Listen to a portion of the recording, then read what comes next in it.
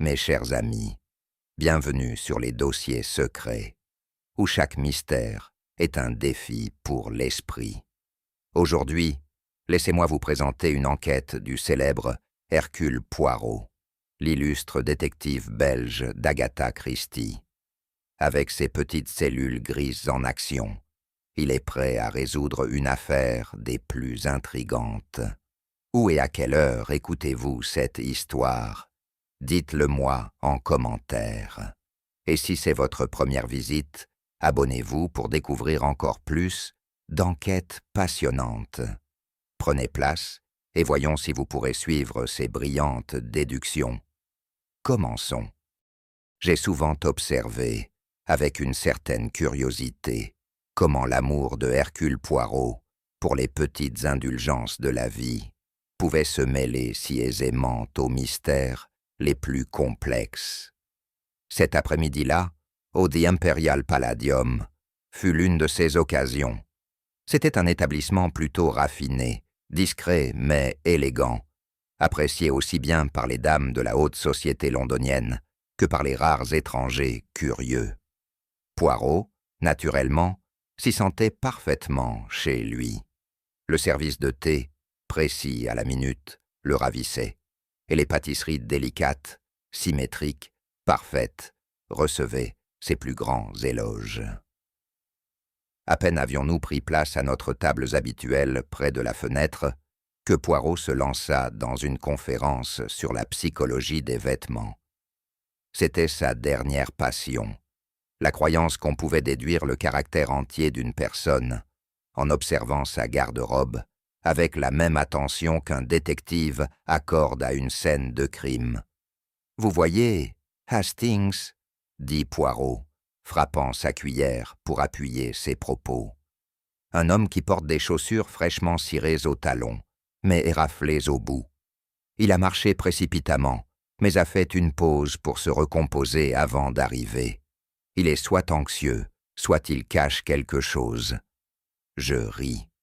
Vous ne pouvez tout de même pas déduire tout cela d'une paire de chaussures. Les yeux de Poirot brillèrent. Et pourtant, mon ami, je le fais. Il était en train d'analyser la personnalité de notre serveur, uniquement d'après ses boutons de manchette, lorsqu'une silhouette attira mon attention à l'entrée. Une dame, vêtue entièrement de nuances de bleu, venait de franchir le seuil du hall. À première vue, elle n'avait rien de remarquable, mais quelque chose chez elle, peut-être la tension de sa posture, piqua ma curiosité. La dame se tenait juste à l'intérieur de la porte, ses mains gantées serrées si fort que même à travers la pièce, je pouvais voir ses jointures blanchir. Sa robe était d'une teinte frappante, ni marine, ni ciel, mais d'un bleu myosotis doux, parfaitement assorti à son chapeau, ses gants et même son foulard en soie qui lui saignait le cou. Poirot l'aperçut aussi. Ses yeux sombres s'illuminèrent et il se pencha légèrement en avant. « Vous voyez, Hastings, » murmura-t-il. « Elle s'habille avec la précision d'une femme qui souhaite disparaître. » Disparaître, habillée comme ça.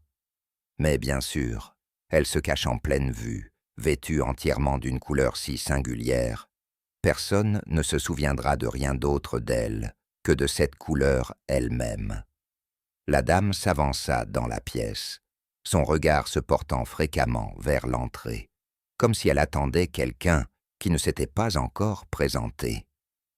Elle choisit une table près du coin, suffisamment proche pour observer à la fois la porte et l'horloge au-dessus de la cheminée. Un serveur s'approcha et elle commanda une seule tasse de thé, bien que sa main tremblât tellement que la cuillère tinta contre la soucoupe. Pendant une demi-heure, elle resta là, ne buvant rien, ne parlant à personne. Une ou deux fois, elle plongea sa main dans son sac à main et en sortit ce qui semblait être une lettre pliée, y jetant un coup d'œil, avant de la ranger précipitamment. « Poirot, » chuchotai-je, « il y a quelque chose de bizarre chez elle. » L'expression de Poirot était impénétrable. « Oui, mon ami. Elle a peur, et quand une femme a peur, il y a toujours une raison. La vigile anxieuse de la dame prit fin soudainement. Sans prévenir, elle se leva, sa chaise raclant le sol, avec une brutalité qui surprit plusieurs convives. Elle laissa un billet froissé à côté de sa tasse intacte et se dirigea vers la porte avec la même urgence qui avait marqué son arrivée. C'est alors que les yeux acérés de Poirot repérèrent le mouchoir qu'elle avait laissé derrière elle, à moitié caché sous le bord de la table. Il se pencha pour le ramasser, le tenant délicatement entre deux doigts. « Monogrammé, Hastings, voyez-vous, CG et A. Vous sentez ce parfum ?» Je pris le mouchoir et le rapprochai de mon nez. « Des violettes ?» dis-je, fin, mais indiscutable. Le sourire de Poirot se fit légèrement malicieux. « Des violettes, c'est vieux jeu. Un parfum apprécié des femmes sentimentales ou des femmes avec des secrets. » Avant que je ne puisse répondre, un garçon de la conciergerie s'approcha de notre table. « Pardon, monsieur, » dit-il en s'adressant directement à Poirot. « Une lettre pour vous. Elle a faudra laissée à la réception il y a à peine 5 minutes. » Poirot accepta l'enveloppe, la retournant avec précaution. Son nom était écrit d'une main élégante mais tremblante. L'écriture de quelqu'un tiraillé entre l'urgence et la peur. Il l'ouvrit à l'aide de son couteau à beurre et en lut le contenu. « Il semble, Hastings, que nous soyons convoqués, » dit-il. « Un sujet des plus urgents nous attend au 13 Rosendale Square. Quelque chose, semble-t-il, concernant la dame en bleu. » Je grognais. « Poirot, vous ne pouvez pas penser. »« Mais je pense, mon ami, » interrompit Poirot. « Et j'observe. Lorsqu'une femme tremble sur sa tasse de thé et laisse derrière elle à la fois son mouchoir et son courage, il y a vraiment quelque chose de très très mauvais. » À peine le serveur avait-il débarrassé la dernière tasse de thé que l'un des concierges, son uniforme rigide de starched et son attitude grave, s'approcha de notre table avec un petit plateau en argent. Il y avait dessus une enveloppe en papier de bonne qualité, bien que légèrement froissée, comme si l'expéditeur avait hésité avant de l'envoyer. « Pour vous, monsieur, » dit le garçon, présentant la lettre à Poirot. Poirot accepta la lettre d'un signe de tête, inspectant l'enveloppe avec le soin méticuleux qu'il apportait toujours, avant même d'envisager de l'ouvrir. Ses doigts effleurèrent légèrement le papier en ressentant la texture. « Ce n'est pas une main anglaise, » murmura-t-il. « La pression est inégale. Une main peu habituée à écrire sous pression, peut-être même par la peur. » Il l'ouvrit avec la pointe de son couteau à dessert, en retirant une seule feuille de papier. Ses sourcils noirs se haussèrent à mesure qu'il lisait. « Hastings, mon ami, il semble que nous soyons convoqués. Et comme c'est dramatiquement charmant, une dame sollicite notre assistance immédiate au 13 Rosendale Square, concernant un sujet des plus urgents. » Et il tapa le papier, impliquant notre propre dame en bleu. Je soupirai. « Poirot, vous ne pouvez pas sérieusement prendre cela au sérieux. C'est absurde. » Poirot déposa soigneusement la lettre sur la table. « Absurde, mon cher Hastings, est souvent le prélude à la vérité. Et réfléchissez, si quelqu'un voulait simplement s'amuser, pourquoi me choisir, moi, Hercule Poirot? Ils savent que je ne poursuis pas les fantômes. Non, il y a du sens ici. Le mouchoir, le parfum, la lettre, tous les éléments d'une même tapisserie. » Je pouvais voir l'éclat dans ses yeux, ce scintillement indéniable qui annonçait un nouveau cas. Résigné, je saisis mon chapeau. « Rosendale Square, c'est ça. » Poirot sourit largement. « Exactement, Hastings. L'aventure nous appelle, et Hercule Poirot, il répond. » Nous quittâmes le « The Imperial Palladium » et nous immergeâmes dans l'air doux de l'après-midi, les rues vibrantes du bourdonnement de Londres. Poirot, comme toujours, marchait d'un demi-pas devant moi, ses chaussures en cuir verni claquant nettement contre le pavé. « Je suppose que vous avez déjà une théorie ?» demandai-je, plus par habitude que par curiosité. « Mais naturellement, » répondit Poirot, d'un ton léger et presque joueur. « Vous voyez, mon ami, lorsqu'une femme s'habille entièrement d'une seule couleur, et une couleur romantique de surcroît, elle se déclare héroïne d'un grand drame. Un drame, ris-je. Elle pourrait être une femme parfaitement ordinaire, avec un goût parfaitement ordinaire pour les vêtements. » Poirot leva un doigt. « Ah, Hastings, vous croyez, mais vous n'observez pas. Les mains tremblantes, les regards anxieux, le thé intact, ce ne sont pas les habitudes d'une femme simplement amoureuse de la couleur bleue. Non, non. Il y a de l'amour au cœur de ce mystère. Et là où il y a de l'amour, il y a toujours l'ombre du danger. » Je secouai la tête. « Vous voyez de la romance partout, Poirot. »« Et pourquoi pas ?» demanda-t-il. « L'amour est la racine de la plupart des crimes. Jalousie, trahison, cupidité née du désir de plaire ou d'impressionner. Souvenez-vous de mes mots, Hastings, ce sera une histoire de passion. Et la dame en bleu, elle en est la héroïne tragique. » Je reniflai.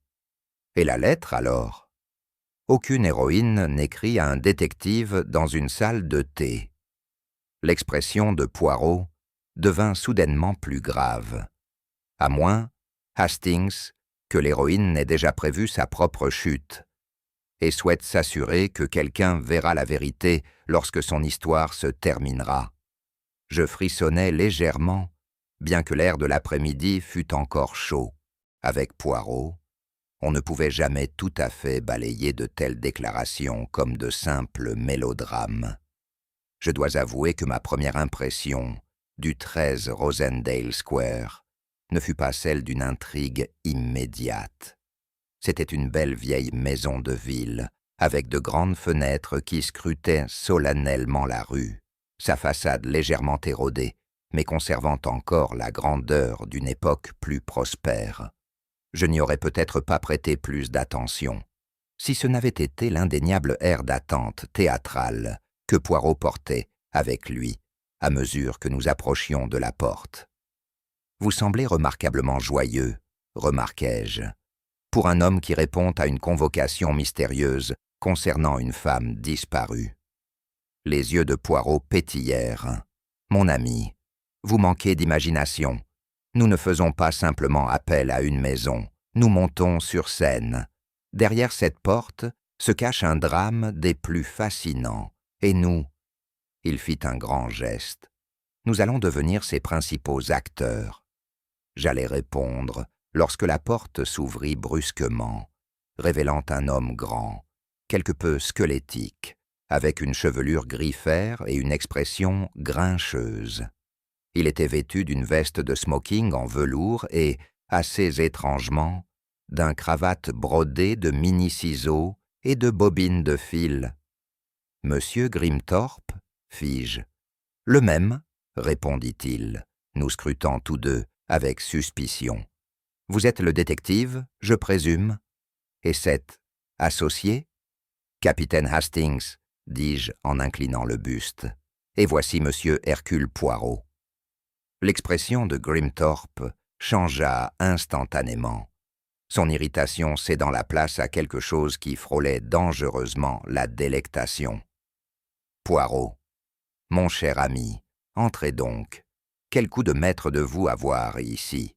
Je craignais d'être laissé avec un policier ordinaire. » En pénétrant à l'intérieur, je remarquai l'odeur indiscutable de camphre et le bourdonnement curieux d'une machine à coudre quelque part au-dessus. La maison, tout comme son propriétaire, semblait vivre dans un monde qui lui était propre, mi-musée, mi-décor théâtral, mi-maison de fou. « Dites-moi, » dit Poirot, en s'inclinant de manière courtoise, « que s'est-il passé qui nécessite l'attention d'Hercule Poirot ? La réponse de Grimthorpe fut aussi théâtrale que la maison elle-même. La robe, Monsieur Poirot. La robe a disparu. Nous fûmes conduits dans un salon comme aucun autre que j'ai jamais vu. Partout où je regardais, des robes, des manteaux, des capes et des bonnets étaient exposés sur des mannequins, chacun soigneusement posé, comme s'il attendait une performance longtemps retardée. Il y avait un malaise palpable, comme si nous n'étions pas dans une maison, mais dans un sanctuaire dédié à la vanité et aux étoffes. « Clara !» gronda Grimthorpe. « Où est mon thé ?» Il n'y eut pas de réponse immédiate, et après un juron murmuré, Grimthorpe se tourna de nouveau vers nous. Ma nièce, une fille complètement inutile, à l'exception de ses mains, qui sont tolérables avec une aiguille. « Et cette robe ?» demanda Poirot, ses yeux balayant la pièce. « C'est l'une de celles-ci » Grimthorpe déclata d'un rire étranglé. « Non, monsieur Poirot, pas une de celles-ci. La robe bleue, le joyau de ma collection. Elle a été portée par la belle Coquelicot, la courtisane la plus infâme des années 1850. Tous les gentlemen scandaleux de Londres la désiraient. Et cette robe maudite, glorieuse, était sa signature. »« Maudite ?» demandai-je. « Oh, oui. » Le sourire de Grimthorpe était tout dents. Chaque propriétaire de la robe a subi un grand malheur. Duel, suicide, faillite, vous l'appelez. Je l'avais enfermée dans ma salle d'exposition privée, sécurisée comme les joyaux de la couronne. Son visage s'assombrit. Et maintenant, elle a disparu. Les doigts de Poirot tracèrent une ligne sur son revers. « Quand avez-vous découvert la disparition ?»« Hier soir, » dit Grimthorpe. « Je fais un inventaire chaque soir, vous voyez. Elle était là à 10 heures et disparue à minuit. »« Et qui connaissait cette routine ?» demanda Poirot doucement. Grimthorpe éclata d'un autre rire sec. « Tout le monde, je m'en vante constamment. Ma collection, c'est ma vie. » Le regard de Poirot se déplaça, et pendant un moment, je vis quelque chose, un éclat d'intérêt vif dans la manière dont il examinait un mannequin proche. « Dites-moi, monsieur, » dit-il, « la robe était-elle assurée ?» Le visage de Grimthorpe se renfrogna. « Les assureurs ont refusé. Des absurdités superstitieuses. Ils ont prétendu que son histoire la rendait inassurable. »« Ah !» dit Poirot doucement. « Une robe qui vaut plus que de l'argent. C'est toujours dangereux. » L'extravagance théâtrale de Grimthorpe allait bien au-delà de son goût pour la mode. Sa maison, comme nous le découvrîmes bientôt, était une véritable galerie de personnages étranges, chacun plus suspect que le précédent. La première à apparaître fut Clara Grimthorpe, la nièce du collectionneur. C'était une femme pâle, aux traits marqués. Dans la fin de la vingtaine, sa beauté fanée par l'inquiétude ou la déception, ou très probablement les deux. Elle évitait notre regard, ses mains agitées dans son giron. Lorsque Grimthorpe la décrivit comme pratiquement une fille, elle esquissa un sourire crispé, sans humour, ce qui me fit me demander si elle partageait ce sentiment. « Clara a le tempérament artistique, » dit Grimthorpe d'un ton dédaigneux. « Elle est sujette aux drames et aux compagnies inappropriées. » Poirot, toujours poli, s'inclina légèrement. « Le tempérament artistique, oui, il peut être des plus dangereux, surtout lorsqu'il est combiné à des dettes, n'est-ce pas ?» Les jointures de Clara se blanchirent, mais elle ne dit rien. Vint ensuite Miss Laetitia Burrows, la gouvernante, une femme d'âge indéterminé. Elle avait un visage comme du cuir vieilli et une bouche perpétuellement pincée, comme si elle avait goûté quelque chose de trop amer il y a des années et ne s'en était jamais remise. « Je m'occupe de la maison, pas des robes, » annonça-t-elle. « Ce que je sais de cette robe, c'est qu'elle est maudite. » Poirot incline la tête. Et vous n'avez pas été mentionné dans le testament de Monsieur Grimthorpe? Son expression ne vacilla pas. Si, avant qu'il ne se prenne d'intérêt pour ses robes. Le médecin de famille, le docteur Reginald Farrow, suivit bientôt. Un homme grand et maigre, avec une moustache malencontreuse, il nous regardait à travers ses lunettes, avec l'air d'un homme qui avait déjà décidé qu'il ne nous aimait pas. « C'est des bêtises », déclara-t-il. « Monsieur Grimthorpe est mélodramatique. Je n'ai pas d'avis sur la robe. » « Et pourtant, » dit Poirot, « vous avez visité Clara plus souvent que d'habitude ces derniers temps, non ?» La seule réponse du docteur Farrow fut un léger resserrement de la mâchoire. La dernière arrivée fut Madame Daphne Olcott, la voisine de Grimthorpe. Resplendissante dans un chapeau orné de plumes de paon, elle ne cacha pas sa jalousie. « Cette robe aurait dû être la mienne, » dit-elle, avec une franchise remarquable. Je lui ai offert une fortune pour l'obtenir. 5 suspects, chacun avec un mobile, chacun avec des secrets à cacher. Et comme Poirot le dirait, chacun se mentant à lui-même, sinon à nous. Nous rassemblâmes les suspects dans le salon, entourés de la collection de mannequins de Grimthorpe, vêtus de tenues élaborées. C'était, comme Poirot le dirait plus tard, un interrogatoire mis en scène dans un musée de la vanité. « Commençons par une question toute simple, » dit Poirot, les mains croisées sur son gilet. « Où étiez-vous chacun entre 10h et minuit hier soir ?» Clara prit la parole la première, sa voix cassante. « À une soirée de cartes, avec des amis à Kensington. Vous pouvez vérifier avec Lady Marchmont. J'y suis resté jusqu'à près d'1 heure. » Poirot lui fit une petite révérence. « Je vais effectivement vérifier, mademoiselle. » Miss Burrows fut la suivante, les mains glissées dans son tablier. « Dans ma chambre, je cousais. »« Seul ?» demanda Poirot. « Bien sûr seul, » lança-t-elle. « Qui voudrait s'asseoir avec moi ?» Le docteur Farrow poussa ses lunettes plus haut sur son nez. Avec un patient, le vieux monsieur Digby, je traitais sa goutte. J'ai le carnet de rendez-vous pour le prouver. « Et vous, madame ?»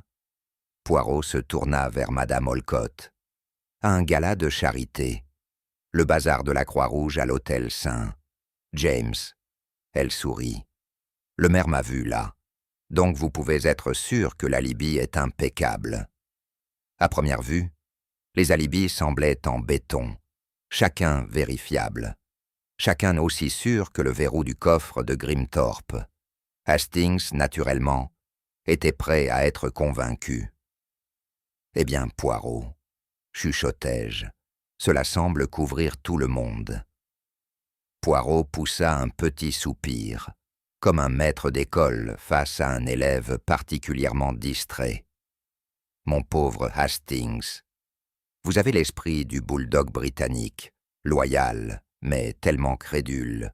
Vous voyez, vous avez commis la grande erreur de l'amateur. »« Et quelle erreur est-ce » demandai-je, légèrement irrité. Poirot tapota sa tempe. « Vous supposez qu'un alibi est un bouclier, mais souvent, mon ami, ce n'est qu'un costume, une chose portée pour la forme. » Il se tourna vers la pièce, les yeux pétillants. Et Hercule Poirot, il a l'œil pour les costumes. Il était près de 11 heures, lorsque le silence de la maison Grimthorpe fut brisé par le bruit inconfondable d'une porte qui grinçait. J'étais dans le couloir à ce moment-là, étant allé chercher mon carnet dans le porte-manteau. À ma grande surprise, je vis Clara Grimthorpe, les pieds chaussés de pantoufles à peine bruyantes, s'avancer furtivement vers la salle d'exposition verrouillée où la fameuse robe avait été conservée. « Mademoiselle Grimthorpe » appelai-je doucement. Elle s'immobilisa, la main sur la poignée de la porte. « Capitaine Hastings, oh, je voulais juste... » Ces mots s'éteignirent dans le vide. la laissant figée comme une enfant surprise, en train de voler dans le bocal à bonbons. Un instant plus tard, Poirot apparut des ombres, sa présence si soudaine qu'on aurait dit qu'il s'était matérialisé directement du papier peint. « Mademoiselle Clara, » dit-il, sa voix douce et chaleureuse, « vous ne souffrez pas de somnambulisme, n'est-ce pas? Ou peut-être cherchez-vous quelque chose? De délicat? Un bracelet perdu, peut-être ?» Son visage se coucha immédiatement sous la couleur, et elle hocha la tête. « C'est ça. Mon bracelet, un héritage de ma mère. Je dois l'avoir perdu quand je faisais la poussière tout à l'heure. » Le sourire de Poirot était léger, mais indiscutable. « Ah, mais voyez-vous, nous avons déjà un petit problème. Ce n'est pas vous qui faites la poussière dans cette pièce, mais mademoiselle Burroughs. Et donc, mademoiselle, je vous demande, pourquoi venez-vous ici, en pleine nuit ?» Clara se tordit les mains. « Je voulais juste la regarder, la robe, je veux dire. Elle était tellement belle, et mon oncle ne me laisse jamais m'en approcher. » Un élan d'admiration. La voix de Poirot était douce. Ou peut-être quelque chose de plus. Clara ne répondit pas. Poirot laissa le silence s'étirer de manière inconfortable avant de donner un petit signe de tête. La curiosité est ce naturel, mais pour l'instant, ne parlons pas de cette petite excursion nocturne, n'est-ce pas? Clara s'éloigna précipitamment, me laissant souffler un air que je n'avais pas réalisé retenir. « Tu la crois ?» demandai-je. Poirot se contenta de lever un sourcil. « Ce que je crois, mon ami, c'est qu'un mensonge est souvent comme une couture mal réparée. Il se défait sous la pression. Nous verrons bien. » Le lendemain matin, l'attention de Poirot fut attirée par une odeur persistante dans le hall près de l'escalier des domestiques. C'était l'incontournable effluve âcre de tissu brûlé. Poirot, qui ne négligeait jamais les petits détails, suivit l'odeur jusqu'à sa source, la cuisinière, encore chaude du feu du matin. Mademoiselle Burroughs se tenait à côté, les manches retroussées jusqu'au coude, son visage figé dans un masque de détermination sombre. Elle leva brusquement les yeux en nous voyant entrer, cachant ses mains derrière son dos. « Bon matin, mademoiselle, » dit Poirot, d'un ton joyeux. « Une matinée bien occupée, je vois. » Mademoiselle Burroughs lança un petit reniflement de dédain. « La maison ne se nettoie pas toute seule. » Le regard de Poirot se porta sur la cuisinière. « Et qu'est-ce qui sent, si, distinctement? Pas les keepers du petit déjeuner, je suppose. Quelque chose de plus délicat, de plus raffiné, de la soie, peut-être ?» Pendant un instant très bref, son calme vacilla. « Vieille bricole, » dit-elle rapidement. « Des chiffons et des restes de la salle de couture. Les mythes s'en sont occupés. »« Ah !» dit Poirot, en tapotant sa tempe. « Les mythes, les ennemis jurés du couturier. Et pourtant, » il se baissa pour examiner le foyer. « Cette teinte de bleu, elle est bien particulière. Ni marine, ni ciel. Bleu myosotis. Comme c'est curieux. » Le visage de mademoiselle Burroughs se fit sombre. « Si vous sous-entendez que j'ai volé cette maudite robe, vous perdez votre temps.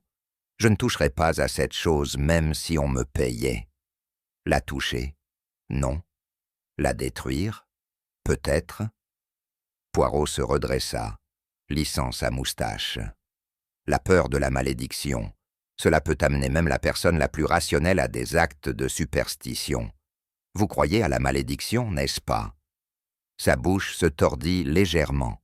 « Je crois que les gens deviennent fous pour des choses dont ils n'ont pas besoin et qu'ils ne peuvent pas se permettre. Une philosophie profonde, mademoiselle. Et pourtant, quelqu'un en a eu assez besoin pour la voler. Ou peut-être pour la détruire. » Elle retourna à son travail, marmonnant sous sa breath. Je suivis Poirot dans le hall, la tête tournant avec suspicion. « Tu penses qu'elle a qu'elle a brûlé la robe » demandai-je. Poirot haussa les épaules. « Ce que je pense, Hastings, c'est que les secrets, comme la soie, ne brûlent pas proprement. Ils laissent toujours une trace. » Je n'ai jamais apprécié les médecins de famille, surtout ceux qui considèrent tout le monde, en dehors de leur profession, comme légèrement idiots. Le docteur Farrow ne faisait pas exception. Son corps mince semblait perpétuellement tiré vers le haut, comme s'il résistait sans cesse à l'envie de donner une leçon à ses patients pour leurs affections futiles. Nous le trouvâmes dans le bureau de Grimthorpe, assis mal à l'aise sur une chaise usée, une tasse de thé devenue froide à ses côtés. Il se leva à notre entrée, le front plissé d'irritation, comme si Poirot était un courant d'air froid perturbant sa dignité professionnelle. « Alors, dit-il d'un ton sec, vous avez déjà résolu l'affaire. » Le sourire de Poirot ne vacilla pas. « Docteur, vous êtes trop aimable. » Hélas, Poirot n'est pas un magicien. J'observe, je réfléchis, je déduis. Et parfois, je pose des questions comme celle-ci.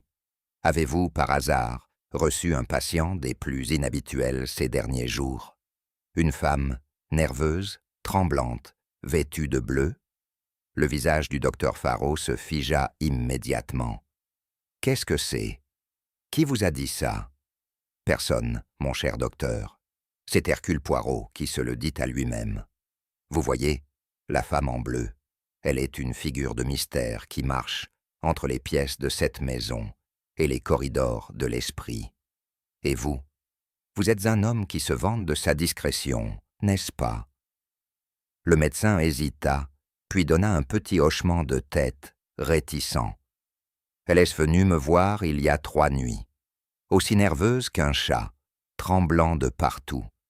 Elle jetait des regards furtifs vers la fenêtre, comme si quelqu'un la surveillait. Et sa plainte, demanda Poirot doucement. Un cœur qui bat la chamade, des vertiges, des douleurs étranges, aux mains et aux pieds. Tout est lié au stress, si vous voulez mon avis. La femme avait peur de quelque chose, ou de quelqu'un, mais elle n'a pas voulu dire qui. Et elle portait du bleu, demandai-je. Une robe bleue, indiscutable, confirma Farrow. Elle la tenait comme si c'était la seule chose qui la maintenait à flot. Les doigts de Poirot se joignirent sous son menton. Une femme terrifiée, mais s'accrochant à sa propre peur, comme à un talisman. Fascinant. Et vous, docteur, avez-vous prescrit quelque chose? Un sédatif léger, marmonna Farrow. Pas que cela aide beaucoup, si la peur était réelle.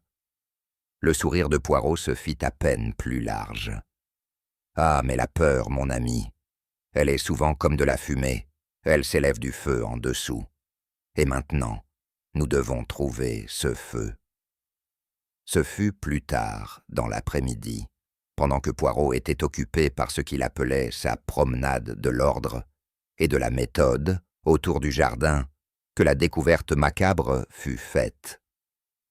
Le jardinier de Grimthorpe, un homme au visage acariâtre, les mains en permanence tachées de terre, vint titubant vers la maison, le visage pâle sous la crasse. « C'est, » balbutia-t-il, pointant vers l'étang ornemental à l'edge de la pelouse. « Quelque chose flotte là-bas. » Je courus en avant, m'arrêtant brusquement près de l'étang. Au début, tout ce que je vis, ce furent les feuilles éparpillées à la surface de l'eau. Mais ensuite, émergeant des roseaux, je le vis, l'ourlet d'une robe, de la soie bleue, trempée, s'accrochant à quelque chose en dessous. Poirot arrive à mes côtés, son visage grave. La dame en bleu, hélas, elle a terminé son récit.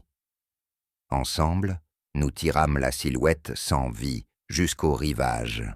Le corps était tordu de manière maladroite, ses mains gantées, serrées autour d'un morceau de tissu déchiré de sa propre robe. Son visage était obscurci par son voile trempé, mais l'odeur indiscutable de violette flottait faiblement dans l'air. C'est elle, murmurai-je, la femme de l'hôtel. Oui, mon ami. Et maintenant, le travail d'Hercule Poirot commence véritablement, car les morts, ils ne mentent pas. Ce sont les vivants que nous devons convaincre de parler. Il s'accroupit près du corps, ouvrant délicatement ses doigts. Le tissu déchiré n'était pas simplement un morceau, c'était une pièce de garniture brodée, portant une finition familière. « C.G. » murmurai-je, « Clara Grimthorpe. » Poirot se redressa, lissant ses manches. « La tragédie, Hastings. Elle est déjà en mouvement. Maintenant, nous devons empêcher la farce. » Il y a quelque chose de déstabilisant dans la manière dont Poirot prépare ses entretiens. Ce n'est pas l'agencement méthodique des papiers ou l'aiguisage des crayons, je peux comprendre cela. C'est le fait qu'il traite ses conversations, non pas comme des enquêtes, mais comme des performances. « Mon ami, » dit-il, en ajustant l'angle d'un vase sur la cheminée. « Vous croyez que le détective doit chercher l'empreinte du pied, le mégot de cigarette laissé négligemment. Pas. Cela, c'est le travail des policiers, avec des bottes boueuses et des loupes. Hercule Poirot ne cherche pas des bribes, je cherche l'âme humaine. » J'ouvris la bouche pour protester, mais l'expérience m'avait appris la futilité de ces débats. Poirot n'était jamais plus inébranlable que lorsqu'il philosophe. « Considérez, continua-t-il, un crime n'est pas un accident. C'est un portrait, peint par le désir, encadré par l'opportunité et suspendu sur le mur de la faiblesse. Si l'on comprend le cœur, la vanité, la jalousie, la peur, on comprend le crime. » Il se tourna soudainement vers moi, les yeux brillants de malice. « Vous êtes l'exemple parfait, Hastings. Dans vos yeux, chaque homme est honnête, jusqu'à preuve du contraire. Chaque femme est innocente, à moins d'être prise la main dans le sac. Mais la vérité, elle se cache dessous. » Il prit place, croisant ses mains élégamment sur la table. « Maintenant, nous allons observer les suspects, pas leurs alibis, mais leurs âmes. Qui envie, qui regrette, qui cache un désir devenu amer. » Je soupirai, sachant déjà mon rôle dans cette production. Et je suppose que je vais jouer le rôle du fou, afin qu'ils baissent leur garde. Mais oui, vous êtes le public de mon petit théâtre. Et maintenant, le rideau se lève.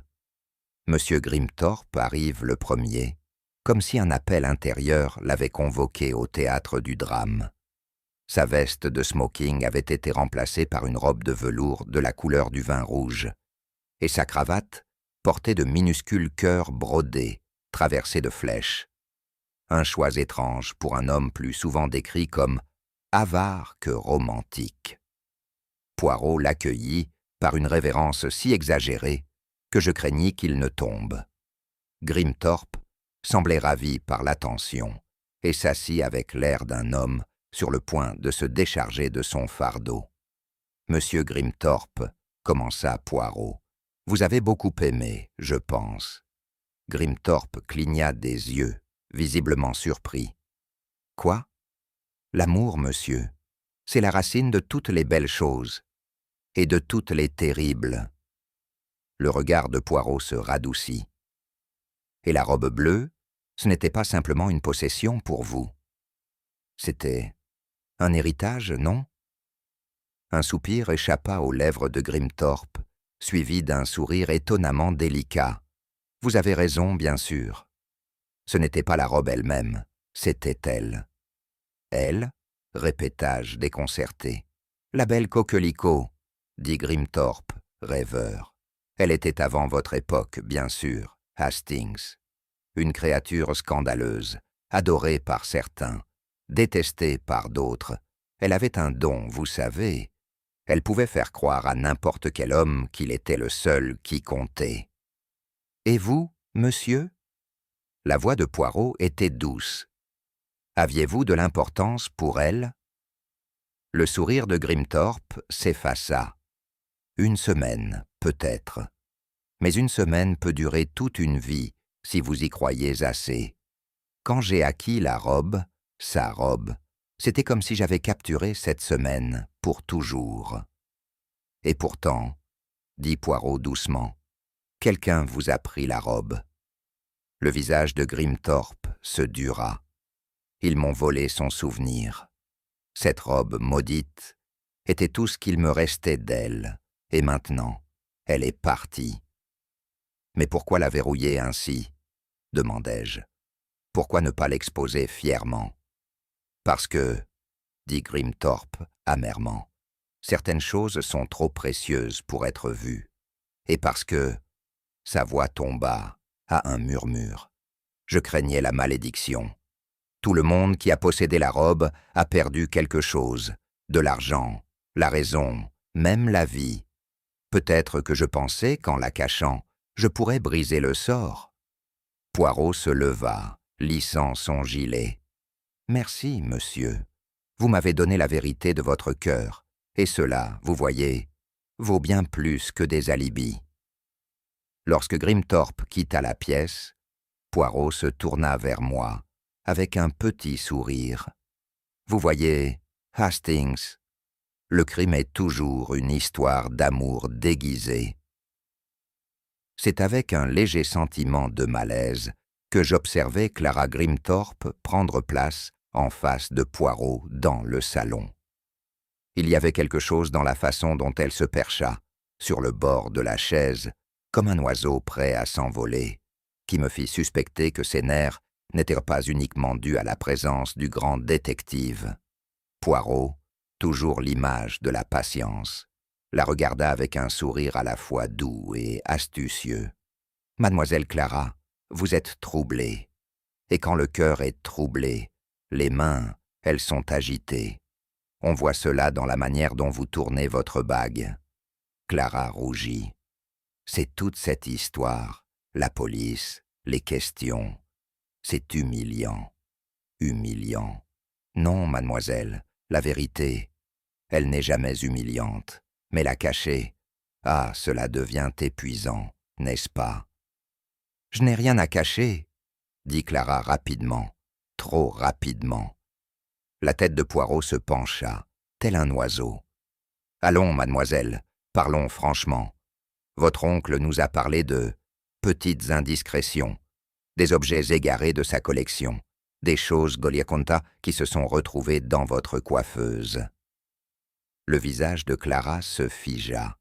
C'était il y a des années, une phase d'adolescente. J'étais jeune et stupide.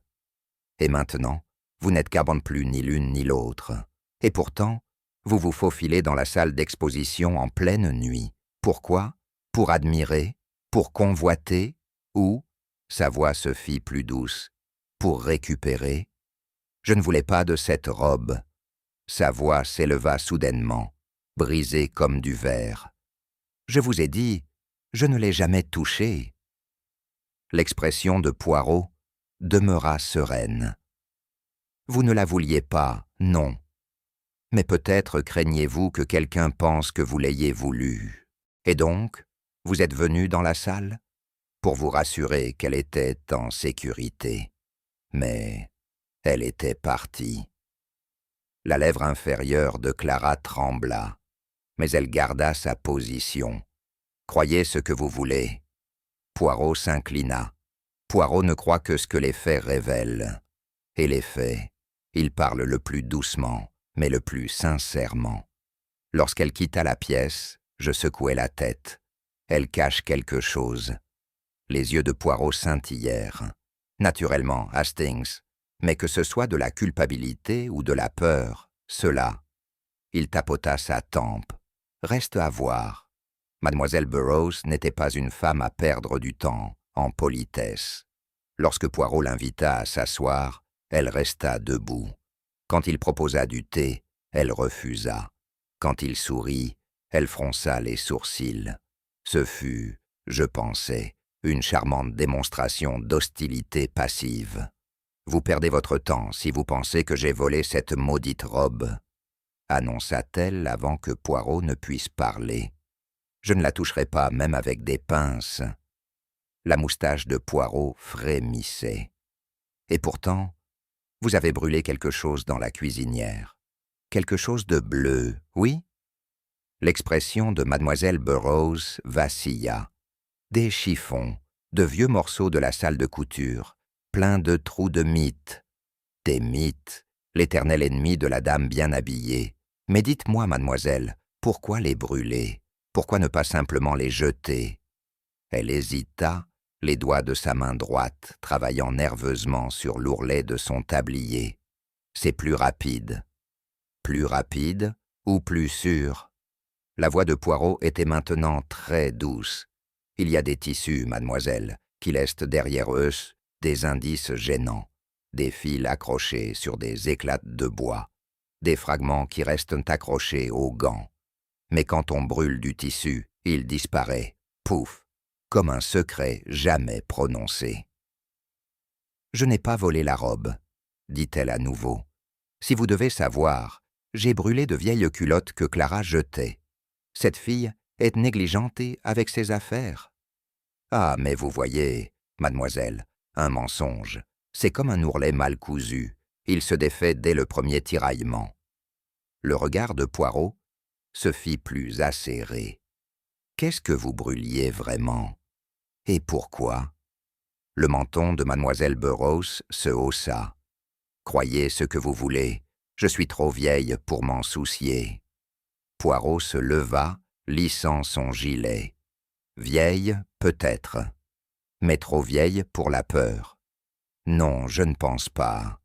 Et la peur, mademoiselle, elle laisse un parfum plus fort que les boules de naphtaline. Après son départ, Hastings se pencha plus près. Vous ne la croyez pas, n'est-ce pas? Poirot esquissa l'un de ces sourires mystérieusement frustrants. Hastings, je crois tout, jusqu'à ce que je ne croie rien. Il y avait quelque chose chez le docteur Farrow qui me frappait comme étant perpétuellement harassé. Il portait l'air d'un homme qui s'était longtemps résigné aux maux de ses patients et aux interruptions constantes de la vie, dans une maison remplie de querelles mesquines et de scènes dramatiques. Assise rigide en face de Poirot, le docteur. Farrow jetait des regards furtifs à sa montre de poche, comme si diagnostiquer des patients était un processus qui fonctionnait mieux lorsqu'il était maintenu dans un emploi du temps strict. « Je vous ai déjà tout dit, » dit-il sèchement. « Ah, mais l'esprit, docteur, il oublie les petites choses, les petits moments. Et pourtant c'est là, dans ces petits moments, qu'Hercule Poirot trouve sa vérité. » La voix de Poirot était presque apaisante. Le docteur Farrow expira bruyamment. « Si vous devez savoir, oui, j'ai vu la femme en bleu. Pas ici, vous comprenez, mais dans mon cabinet. Ah, une consultation. Et quel mal cette élégante dame présentait-elle? » Farrow pinça les lèvres. Elle se plaignait de vertige, de palpitations cardiaques, d'une sensation de fourmillement dans les doigts, des symptômes classiques d'anxiété. Et pourtant, les yeux de Poirot s'affûtèrent. « Vous n'avez prescrit qu'un sédatif, pas d'examen, pas de test. » Il n'y en avait pas besoin. Il m'était évident que son véritable problème était la peur. Farrow se recoucha, croisant les bras. La femme était terrifiée. Elle s'accrochait à cette robe bleue comme un enfant à une couverture. Je lui ai demandé de l'enlever pour l'examen. Elle a refusé. Pourquoi pensez-vous qu'elle avait peur? Comment en saurais-je? Répliqua Farrow. Elle marmonnait à propos de quelqu'un qui la suivait. Quelque chose à propos d'ombre dans les fenêtres et de pas dans les couloirs. Et pourtant, vous l'avez laissé partir. La voix de Poirot était douce, mais ferme. Cette femme, tremblante de peur, enveloppée dans une robe qui la terrifiait presque autant qu'elle la réconfortait. Vous l'avez laissée partir dans la nuit? Le regard de Farrow se baissa. « Je suis médecin, pas nourrice. Elle avait besoin de repos, c'est tout. » Poirot joignit ses doigts. « Une femme dans la peur cherche la sécurité, docteur.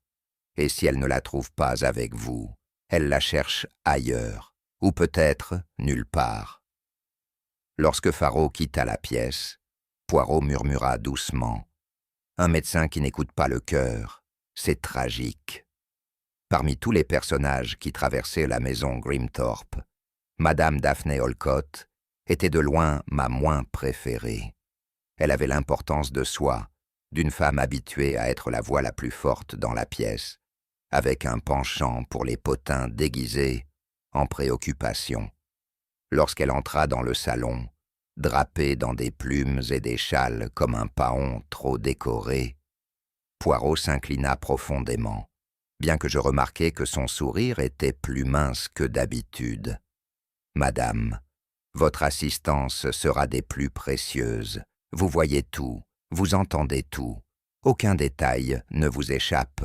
Cela, je le sais. » Madame Olcott se pavanait sous les éloges, réarrangeant son châle avec un flair théâtral. « Bien sûr, c'est un don, vous savez. Et vous avez vu quelque chose, n'est-ce pas? Quelque chose de particulier dans le jardin ?» Elle se pencha en avant, conspiratrice. Je n'avais pas l'intention de le mentionner, mais puisque vous demandez, oui, c'était la nuit où la robe a disparu. Je n'arrivais pas à dormir, alors j'ai fait un tour près de ma fenêtre. C'est là que je les ai vus. « Les voir ?» demandai-je, surpris. Elle hocha gravement la tête. Deux silhouettes. L'une était la dame en bleu, bien sûr. Je reconnaîtrais cette robe n'importe où. L'autre, eh bien, je ne peux pas en être certaine, mais ça ressemblait remarquablement à Clara. Clara? Les sourcils de Poirot se haussèrent légèrement. Vous en êtes sûr? La même silhouette, la même manière de tenir ses bras. Elles parlaient, se disputaient, si vous voulez mon avis, et puis elles ont disparu dans les ombres. À quelle heure cela s'est-il passé? Madame Olcott pinça les lèvres. Vers 11 heures. Je me souviens, parce que l'horloge dans mon salon venait de sonner. Poirot incline la tête. Madame, vous avez les yeux d'un faucon et la mémoire d'un éléphant. Et pour cela, Hercule Poirot vous remercie. Elle rayonna, satisfaite d'avoir marqué des points. Lorsqu'elle quitta la pièce, je fronçai les sourcils. Si c'est vrai, cela signifie que Clara était dehors après sa supposée soirée de cartes. Poirot tapota son nez. Oui, mon ami. Et cela signifie aussi que la dame en bleu était en vie à 11 heures. Et cela, vous voyez, est très gênant pour certaines personnes ayant des alibis bien solides. Ce fut un après-midi entièrement passé, comme Poirot le disait, à fouiller le tissu pour trouver des fils lâches. Et des fils, il y en avait. Plus que je ne pouvais en garder trace, plus nous examinions les alibis présentés par les suspects, plus ils se défaisaient au bord. Prenez Clara, par exemple. Son affirmation d'avoir passé la soirée à la soirée de cartes de Lady Marchmont s'effondra dès que Poirot téléphona directement à Lady Marchmont. La dame, bien que excessivement polie, avoua qu'elle n'avait pas vu Clara du tout. Peut-être était-elle à une autre soirée. Suggérai-je, espérant. Poirot me lança un regard réservé aux élèves particulièrement lents. Non, mon ami. Elle n'était nulle part près de Kensington ce soir-là. Cela, je pense, nous pouvons le conclure en toute sécurité. Ensuite, il y avait le docteur Faro. Son alibi, soigner le vieux monsieur Digby pour sa goutte, semblait solide, jusqu'à ce qu'une question anodine de Poirot révèle que monsieur Digby était parti pour Brighton la veille du vol. Et le carnet de rendez-vous, Hastings, que vous dit-il? Qu'il a menti, osai-je. Poirot tapota sa tempe. Ou que quelqu'un n'a écrit un mensonge pour lui. Il y a une différence. La révélation la plus étrange, cependant, venait de mademoiselle Burroughs. Selon elle, elle avait préparé un dîner tardif cette nuit-là, pour un invité qui était arrivé à l'improviste, vêtu entièrement de bleu. Mais la robe était déjà disparue à ce moment-là, m'exclamai-je, précisément. Donc, Qui était ce mystérieux invité? Et pourquoi porter précisément la robe qui avait déjà causé tant de tourments? C'était une maison de demi-vérités et de souvenirs réarrangés. Et moi, pour ma part, j'étais complètement perdu. Poirot, dis-je, aucune de ces histoires ne colle. Ah, mais elles collent toutes, mon ami. Comme une broderie mal cousue, vous voyez seulement les fils effilochés, Poirot voit le motif sous-jacent. Je soupirai. La foi de Poirot dans la psychologie humaine était inébranlable. La mienne était en train de se détériorer rapidement. Plus nous avancions dans l'affaire, plus ma tête me faisait mal. Chaque suspect mentait. Certains avec audace, d'autres maladroitement, et certains avec une telle confiance que j'en venais presque à les croire moi-même. Poirot, c'est de la folie, éclatai-je après un autre récit contradictoire. Clara était censée être à une soirée où elle n'a jamais été. Le docteur Farrow jure par un patient qui n'était même pas en ville, et maintenant mademoiselle Burroughs prétend avoir servi une mystérieuse femme dans la même robe qui avait déjà été volée. Comment peut-on faire sens de tout ça? Poirot, qui venait de finir d'arranger son mouchoir de poche, à sa satisfaction, me lança un regard de profonde patience. « Mais mon ami, vous voyez l'image à travers un miroir fissuré. Ce qui semble être du chaos n'est en réalité qu'un ordre, vu sous le mauvais angle. » « Épargnez-moi la philosophie, grognai-je. Quelle explication possible pourrait bien rendre tout ça cohérent? Poirot me lança un doigt accusateur. « Calmez-vous, Hastings. Tout sera clair en temps voulu. Pour l'instant, souvenez-vous de ceci. Lorsque beaucoup de personnes mentent en même temps, elles ne cachent pas toutes la même chose. Chacune cache son propre petit secret. Notre tâche est de découvrir quel secret est le plus important. » Je levai les mains. À ce rythme, la seule chose que je découvrirai, c'est un mal de tête. Poirot rit. « Courage, mon ami. Le dénouement. Il est plus proche que vous ne le pensez. » Alors que nous quittions la pièce, Poirot s'arrêta, ses yeux tombant brièvement sur le reflet dans une vitrine en verre. « La vanité, murmura-t-il. C'est, mon ami, la clé. C'est toujours la clé. » « Que voulez-vous dire? » Poirot sourit faiblement. « Tous les crimes, Hastings, naissent de la vanité, du désir d'être aimé, admiré, craint ou souvenu. Dans cette maison, la vanité a cousu les coutures de chaque secret. Regardez bien. » « Et vous en êtes sûr? » ?»« Absolument. La vanité a tué la dame en bleu, et la vanité exposera le meurtrier. » Sur ces mots, il redressa ses poignets et poursuivit son chemin, me laissant pas plus éclairé. Il y a, au fil de toutes mes années avec Poirot, un rituel qui ne change jamais. Le moment où il rassemble tous les suspects dans une même pièce, telle une araignée attirant les mouches dans sa toile. C'est une performance, théâtrale et délibérée, et même moi, qui connais ces méthodes mieux que personne, je ne peux m'empêcher de ressentir un léger frisson d'anticipation à chaque fois.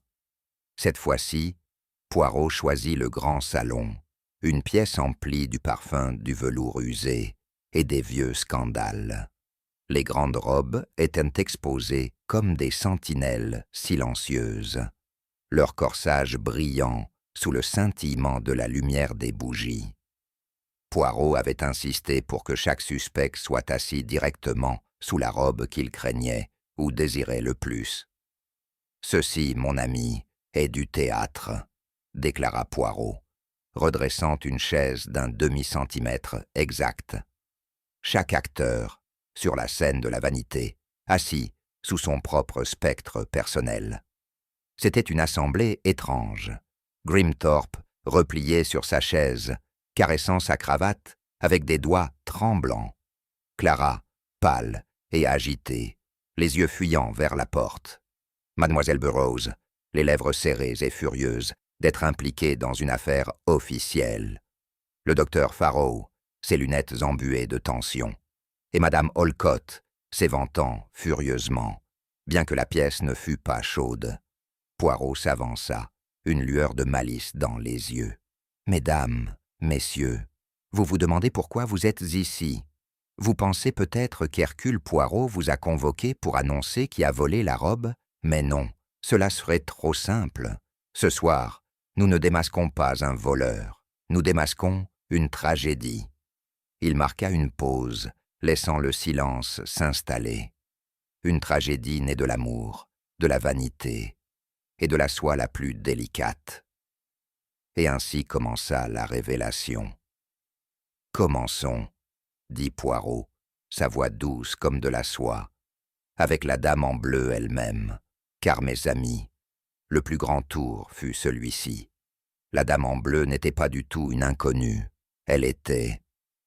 Il tourna brusquement la tête vers Clara. Mademoiselle Clara Grimthorpe.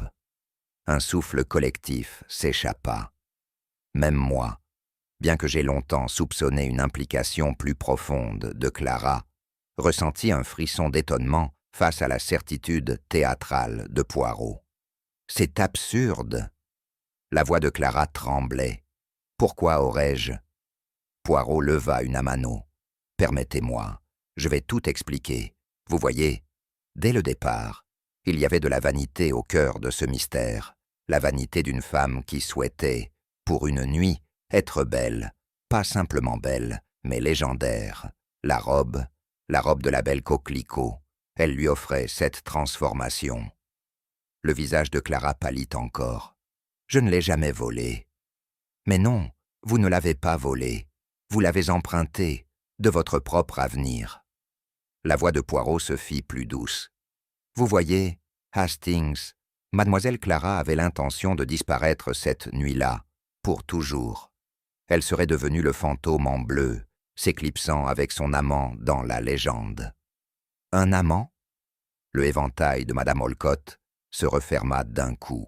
« Quel amant ?»« Ah, mais voilà la deuxième partie de notre histoire. » Poirot se tourna de nouveau vers Clara. « Vous avez enfilé la robe, arrangé votre rendez-vous, et vous êtes glissé hors de la maison pendant que votre oncle rêvait de ses trésors. Mais, mon ami, une femme dans une robe célèbre, elle ne peut pas disparaître aussi facilement. Trop de regards la voient, trop de murmures la suivent, et ainsi, la légende est devenue trop réelle. » Clara secoua la tête, les lèvres serrées, en une fine ligne. « C'est ridicule. Je n'ai pas d'amant. Je n'étais même pas ici. » Le sourire de Poirot était presque plein de pitié. « Mademoiselle, le miroir, il ne ment jamais. Vous vous êtes vue, radieuse et tragique, et vous vous êtes crue intouchable. Mais la vanité, mon ami, elle laisse toujours des empreintes. » Poirot se détourna de Clara, marchant lentement entre les mannequins. « Et maintenant, parlons d'amour, d'un amour à la fois secret et stupide, car Mademoiselle Clara n'était pas seule dans ses rêves. Il y avait un homme du passé, lié à l'histoire même de la robe. Le fils de Madame Olcott. » Ces mots tombèrent comme des pierres dans un étang. L'éventail de Madame Olcott glissa de ses doigts. « Mon fils? Mais il est en Australie. » « Non, il est revenu en secret. Une fortune perdue, une réputation brisée. Il n'est pas venu pour sa mère, mais pour la robe. La robe que son arrière-grand-père avait donnée à la belle Coquelicot. Ce n'était pas une robe pour lui, c'était une rançon pour son propre avenir. » Clara se leva brusquement. « C'est un mensonge. » »« Ah, mais les lettres ne mentent pas. Les lettres d'amour que vous avez cachées dans votre boîte à couture, la même boîte que Mademoiselle Burroughs a trouvée si intéressante.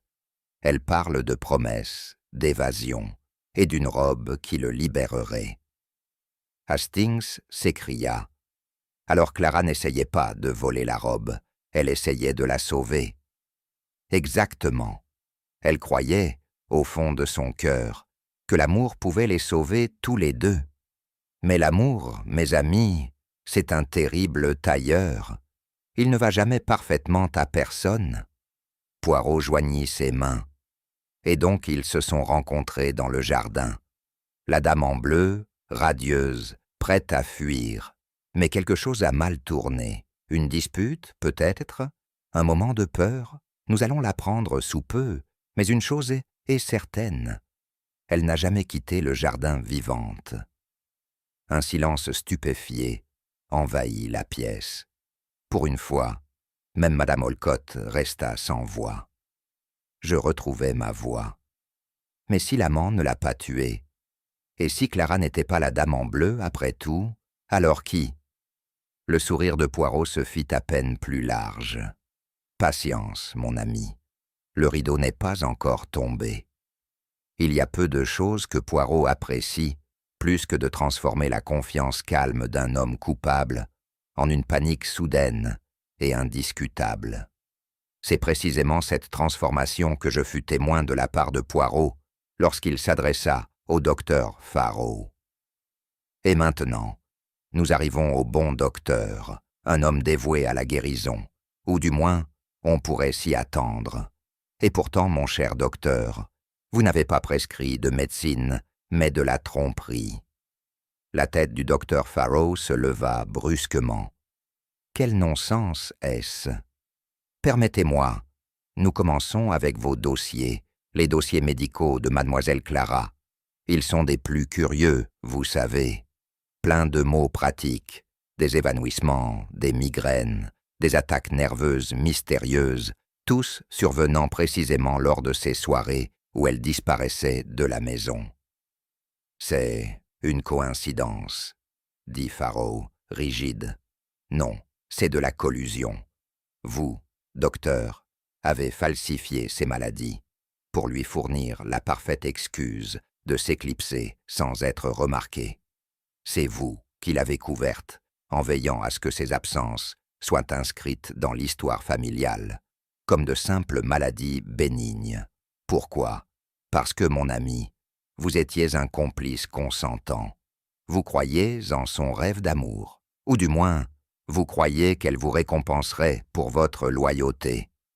Absurde, bafouilla Faraud. J'étais son médecin, rien de plus. Médecin et protecteur, oui. Amant? Non. Vous êtes trop prudent pour cela, je pense. Mais vous étiez amoureux de l'idée de vous voir comme son sauveur, le médecin sage et fatigué du monde, et dans la fragile beauté à s'échapper de sa prison. Une romance par procuration. J'essayais simplement de l'aider, s'écria Faraud, la sueur brillant sur son front. En effet, mais en l'aidant, vous l'avez aidé à mourir. La voix de Poirot se fit un murmure. Car l'amour, réel ou imaginaire, pousse les hommes à des crimes de silence autant qu'à des actes, et votre silence, docteur, a coûté une vie. Si la pierre n'avait été tendue auparavant, elle devint carrément électrique lorsque Poirot se tourna vers Madame Olcott. Et maintenant, madame, nous parlons du fantôme de votre passé, de votre fils. L'éventail de Madame Olcott, qui avait été agité nerveusement, se figea en plein vol. Mon fils, que vient-il faire dans tout cela? Tout. Vous voyez, c'est lui qui a courtisé mademoiselle Clara. C'est lui qui lui a murmuré des promesses d'évasion, de fortune et de liberté. Et c'est lui qui convoitait cette robe infâme, pas pour sa soie ou ses coutures, mais pour l'histoire tissée dans ses coutures, l'histoire de votre famille. « N'importe quoi !» cria-t-elle. « Il est en Australie depuis des années. » Amant. L'éventail de Madame Olcott se ferma d'un coup sec. Quel amant! Ah, mais voilà la deuxième partie de notre histoire. Poirot se tourna de nouveau vers Clara. Vous avez enfilé la robe, arrangé votre rendez-vous, et vous êtes glissé hors de la maison pendant que votre oncle rêvait de ses trésors. Mais, mon ami, une femme dans une robe célèbre, elle ne peut pas disparaître facilement. Trop de regards la voient, trop de murmures la suivent.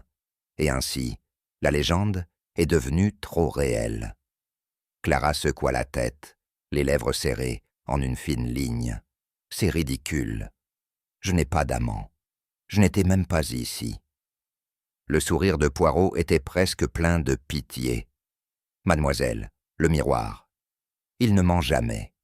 Vous vous êtes vue, radieuse et tragique, et vous vous êtes crue intouchable. Mais la vanité, mon ami, elle laisse toujours des empreintes. » Poirot se détourna de Clara, marchant lentement entre les mannequins. « Et maintenant, parlons d'amour, d'un amour à la fois secret et stupide, car mademoiselle Clara n'était pas seule dans ses rêves. Il y avait un homme du passé, lié à l'histoire même de la robe. Le fils de madame Olcott. » Ces mots tombèrent comme des pierres dans un étang. L'éventail de madame Olcott glissa de ses doigts. « Mon fils? Mais il est en Australie. » « Non, il est revenu en secret. Une fortune perdue, une réputation brisée. Il n'est pas venu pour sa mère, mais pour la robe que son arrière-grand-père avait donnée à la belle Coquelicot. Ce n'était pas une robe pour lui, c'était une rançon pour son propre avenir. » Clara se leva brusquement. « C'est un mensonge. Ah, mais les lettres ne mentent pas. Les lettres d'amour que vous avez cachées dans votre boîte à couture, la même boîte que mademoiselle Burroughs a trouvée si intéressante. Elle parle de promesses, d'évasion et d'une robe qui le libérerait. » Hastings s'écria. Alors Clara n'essayait pas de voler la robe, elle essayait de la sauver. Exactement. Elle croyait, au fond de son cœur, que l'amour pouvait les sauver tous les deux. Mais l'amour, mes amis, c'est un terrible tailleur. Il ne va jamais parfaitement à personne. Poirot joignit ses mains, et donc ils se sont rencontrés dans le jardin. La dame en bleu, radieuse, prête à fuir. Mais quelque chose a mal tourné. Une dispute, peut-être? Un moment de peur? Nous allons l'apprendre sous peu. Mais une chose est certaine. Elle n'a jamais quitté le jardin vivante. Un silence stupéfié envahit la pièce. Pour une fois, même madame Olcott resta sans voix. Je retrouvai ma voix. Mais si l'amant ne l'a pas tuée, et si Clara n'était pas la dame en bleu, après tout, alors qui? Le sourire de Poirot se fit à peine plus large. Patience, mon ami. Le rideau n'est pas encore tombé. Il y a peu de choses que Poirot apprécie, plus que de transformer la confiance calme d'un homme coupable en une panique soudaine et indiscutable.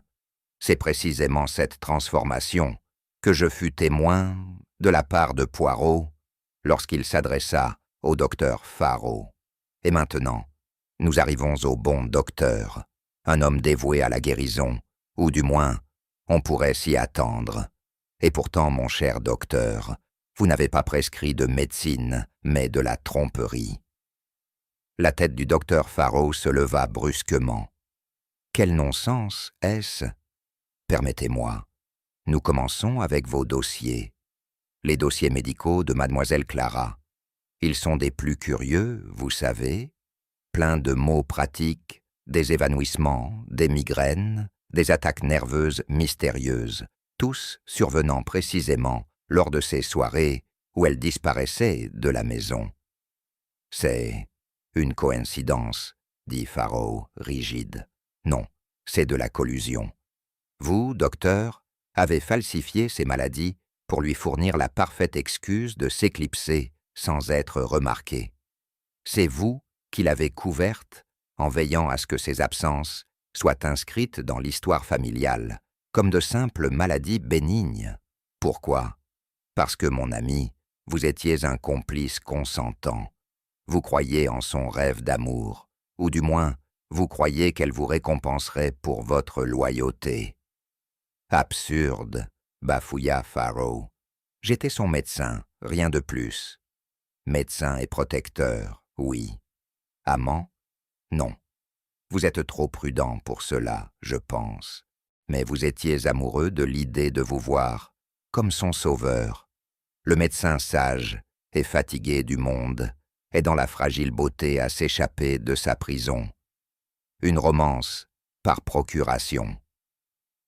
J'essayais simplement de l'aider, s'écria Faro, la sueur brillant sur son front. En effet, mais en l'aidant, vous l'avez aidé à mourir. La voix de Poirot se fit un murmure. Car l'amour, réel ou imaginaire, pousse les hommes à des crimes de silence, autant qu'à des actes, et votre silence, docteur, a coûté une vie. Si la pièce avait été tendue auparavant, elle devint carrément électrique lorsque Poirot se tourna vers Madame Olcott.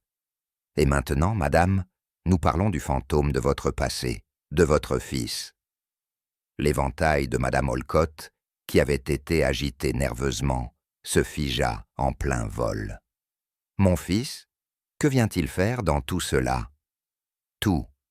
Vous voyez, c'est lui qui a courtisé Mademoiselle Clara. C'est lui qui lui a murmuré des promesses d'évasion, de fortune et de liberté. Et c'est lui qui convoitait cette robe infâme, pas pour sa soie ou ses coutures, mais pour l'histoire tissée dans ses coutures, l'histoire de votre famille. »« N'importe quoi, » cria-t-elle. « Il est en Australie depuis des années. » »« Non, il est revenu en secret, ruiné et désespéré. Il savait que Grimthorpe chérissait la robe plus que tout, et ainsi, il a élaboré un plan.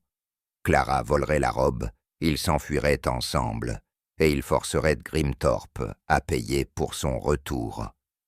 Même le visage de Clara exprima la surprise à cela, comme si elle aussi se croyait l'héroïne d'une tragédie romantique. « Il m'a dit que c'était pour l'amour, » murmura-t-elle. Poirot écarquille les mains. « L'amour porte bien des masques, mademoiselle. Parfois, c'est l'amour d'une femme, parfois, pour l'argent. » Hastings était abasourdi. Du chantage? Pour une robe? Ah, mais pas juste une robe, une légende, une relique maudite. Pour Grimthorpe, elle était inestimable. Pour le fils de Madame Olcott, c'était de la monnaie. La voix de Madame Olcott trembla. « Alors il l'a tué. »« Ah, non. Là vous avez tort, madame.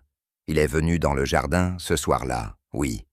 Mais il n'a pas trouvé un amant attendant, mais une femme déjà mourante. » Un silence lourd s'abattit sur la pièce tandis que la voix de Poirot se faisait plus douce.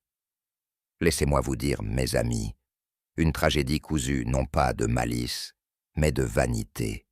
L'histoire de la dame en bleu, qui souhaitait si désespérément être belle, même si ce n'était que pour une nuit. » Les mains de Clara se serrèrent en poing. « Je n'ai pas. »« N'avez-vous pas quoi, mademoiselle? N'avez-vous pas serré votre corset jusqu'à ce que vous ne puissiez plus respirer? N'avez-vous pas poudré votre visage jusqu'à ce que votre peau brûle sous cette couche? N'avez-vous pas parfumé vos cheveux de violette si fortes qu'elles ont masqué votre peur? » Clara secoua vigoureusement la tête. « Mais vous l'avez fait. La robe, vous voyez, n'était jamais censée être portée à nouveau. Son tissu, teinte avec de l'arsenic, comme tant de soie, au XIXe siècle, était devenu vénéneux avec le temps. À chaque souffle, vous inhaliez la mort. Et le corset, lacé si serré pour rétrécir votre taille, vous a privé de l'air qu'il vous restait. » Un murmure horrifié traversa la pièce. Poirot continua. « Et ainsi, dans le jardin, lorsque votre amant ne vint pas comme prévu, vous êtes restée seule, étourdie, haletante, le cœur battant, pas par amour, mais par poison. Vous êtes tombée dans les temps, et voilà. La mort n'est pas venue par meurtre, mais par la vanité elle-même. » La voix de Hastings se fit chuchotante. Elle s'est noyée, ou s'évanouit dans l'eau, rendue impuissante par la robe qu'elle adorait. Une tragédie des plus poétiques, non? La robe qui promettait la beauté a livré la mort à la place. Les épaules de Clara tremblaient sous des sanglots silencieux. Poirot recula, les mains soigneusement jointes devant lui.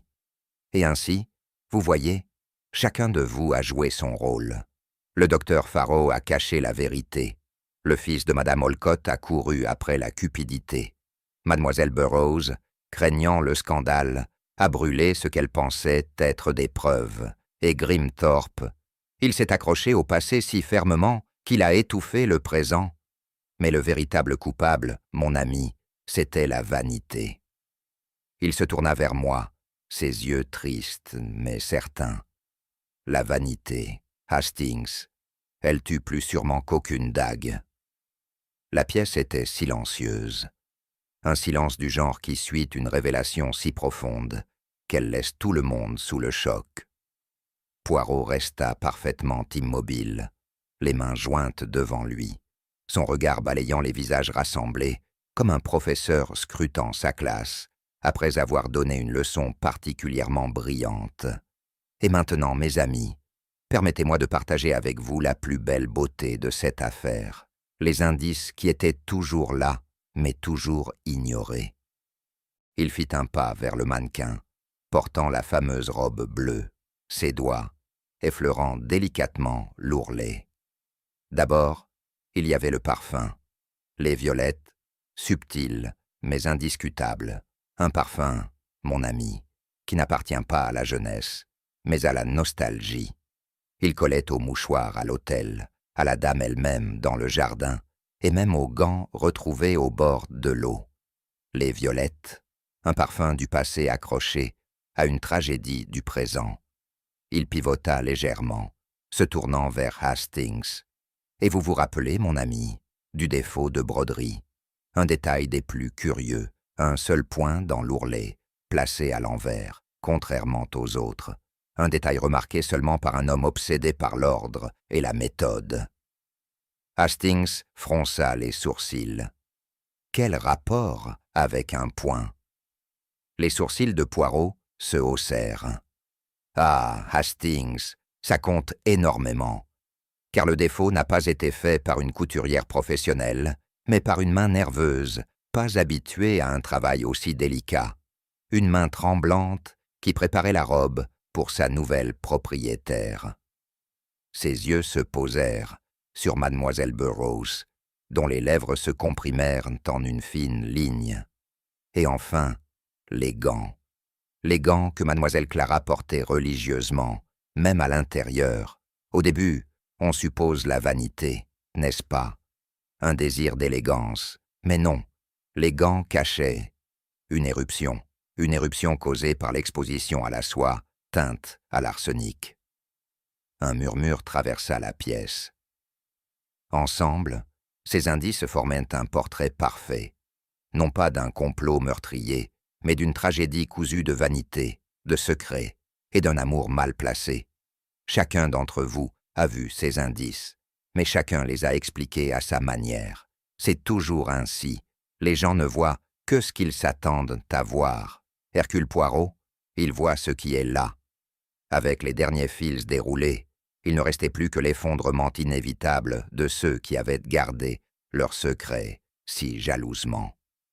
Cela commença, sans surprise, avec le docteur Farrow. Il s'affaissa dans une chaise, la tête dans les mains. « Je voulais juste la protéger », marmonna-t-il. Elle était fragile, tellement fragile. Je pensais que si je l'aidais à s'échapper, elle pourrait trouver le bonheur.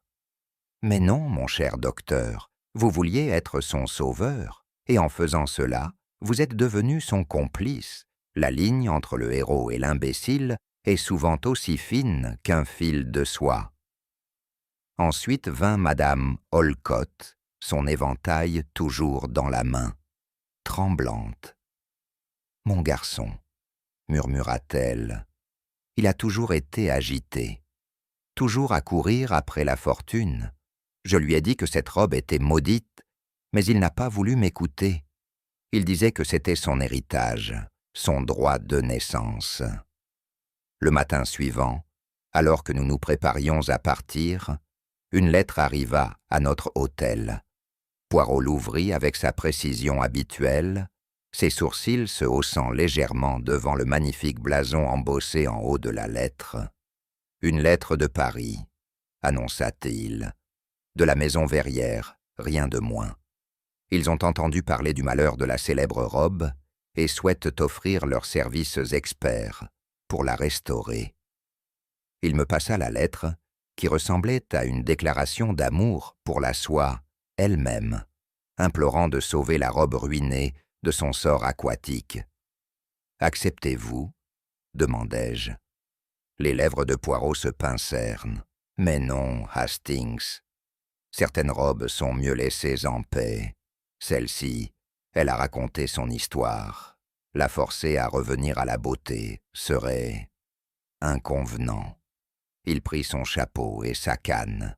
D'ailleurs, il y a des légendes qu'il faut laisser reposer.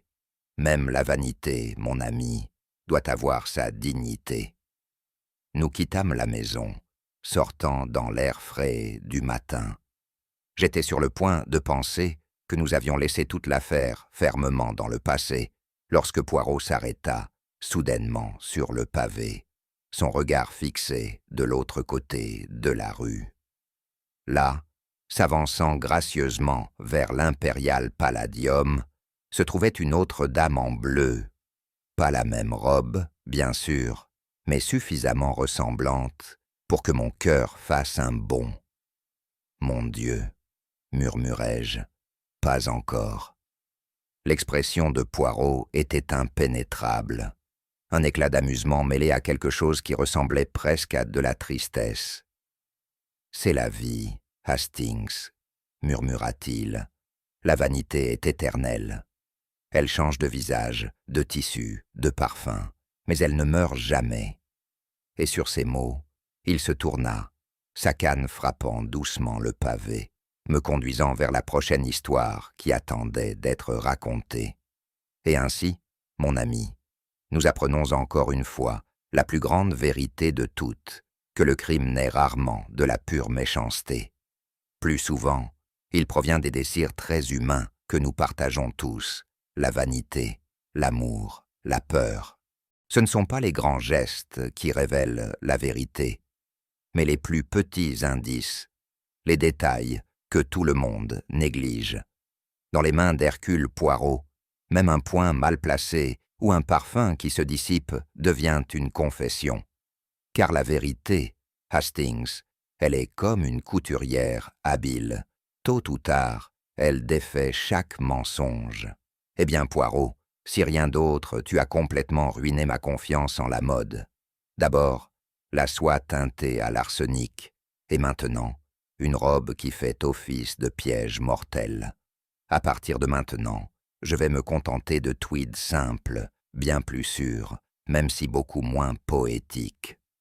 Maintenant, dites-moi, chers spectateurs, si vous aviez été à la place de Poirot, quel indice aurait attiré votre attention en premier? Le parfum, la broderie défectueuse ou les gants toujours présents? Partagez votre réponse dans les commentaires ci-dessous. Voyons combien d'entre vous feraient de bons détectives. Si vous avez apprécié ce classique mystère d'Hercule Poirot, n'oubliez pas de liker cette vidéo, de la partager avec vos amis amateurs de mystère et bien sûr, de vous abonner à notre chaîne pour d'autres affaires palpitantes inspirées de la reine du crime elle-même, Agatha Christie. D'autres aventures de Poirot sont déjà à l'horizon, alors gardez vos petites cellules grises prêtes.